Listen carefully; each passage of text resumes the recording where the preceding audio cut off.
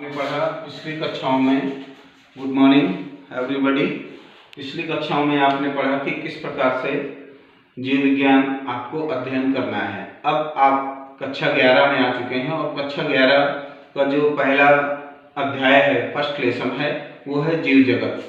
जीव जगत जिसको एनिमल किंगडम कहा जाता है। और जीव जगत के अंतर्गत आपको क्या क्या पढ़ना है। जीव जगत के अंतर्गत स्टूडेंट्स आपको सबसे पहले कि जीव जगत है क्या, संपूर्ण जीवों का जो समूह होता है वो जीव जगत कहलाता है। अब जीव जगत के अंतर्गत आपको पढ़ना क्या है, क्योंकि संपूर्ण जीव जगत को एक साथ अध्ययन करना संभव नहीं है। तो जीव जगत के अध्ययन की सुविधा के लिए वैज्ञानिकों ने इसको वर्गीकृत किया। क्या किया? वर्गीकृत किया। तो वर्गीकृत करने के लिए वैज्ञानिकों ने क्या किया कि वर्गीकरण पद्धति अपनाई। और वर्गीकरण पद्धति अपनाने के लिए संपूर्ण जीव जगत को वैज्ञानिकों ने अलग अलग आधार पर वर्गीकृत किया। अब वर्गीकृत किस आधार पर किया कि इस जीव जगत को वैज्ञानिकों ने वर्गीकरण का एक आधार बनाया। और सबसे पहला जो आधार था उसको कहा गया कृत्रिम वर्गीकरण। क्या कहा गया? कृत्रिम वर्गीकरण कहा गया। और कृत्रिम वर्गीकरण क्या होता है कि ये पौधों के लक्षणों के आधार पर एक विशेष लक्षण को आधार बना करके पौधों को वर्गीकृत किया गया, जिसको कृत्रिम वर्गीकरण कहा गया। और इस कृत्रिम वर्गीकरण का वर्णन किया एक वैज्ञानिक थे, कैरोलस लीनियस। कैरोलस लीनियस ने इसका प्रतिपादन किया था। तो इसको कहा गया कृत्रिम वर्गीकरण। दूसरा वर्गीकरण जो जीवों का किया गया उसको नाम दिया गया प्राकृतिक वर्गीकरण। क्या नाम दिया गया? प्राकृतिक वर्गीकरण।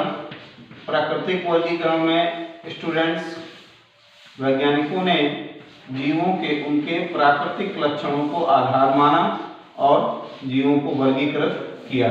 और इस वर्गीकरण का वर्णन वैज्ञानिक थे बेंथम एवं हुकर। वैज्ञानिक का नाम था बेंथम एवं हुकर। बेंथम एवं हुकर ने जो है प्राकृतिक वर्गीकरण को बताया था। और तीसरा जो वर्गीकरण किया गया उसका नाम था जाति वृत्तीय वर्गीकरण।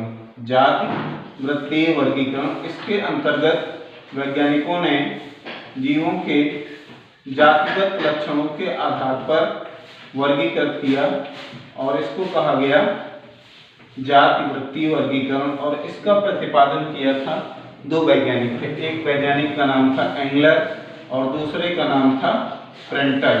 एंगलर तथा प्रेंटल ने जाति वृत्तीय वर्गीकरण को बताया था।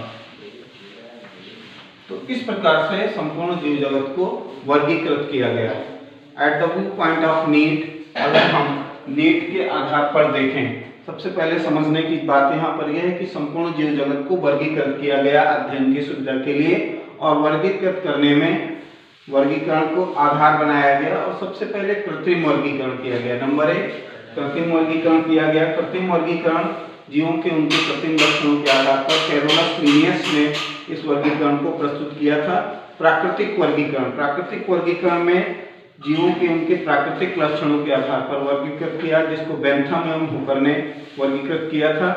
तीसरा जो वर्गीकरण किया गया पौधों का वो जाति वृत्तीय वर्गीकरण था, जिसमें जीवों के विशेष जाति समूह के लक्षणों को आधार बनाया गया और इसको वर्गीकृत किया था एंगलर तथा प्रेंटल ने।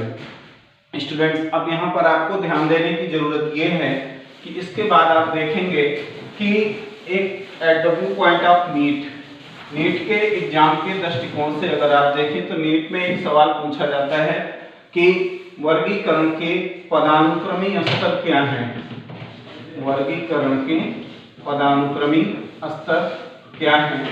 तो वर्गीकरण के जो पदानुक्रमी स्तर हैं, पदानुक्रमी स्तरों का मतलब होता है कि वर्गीकरण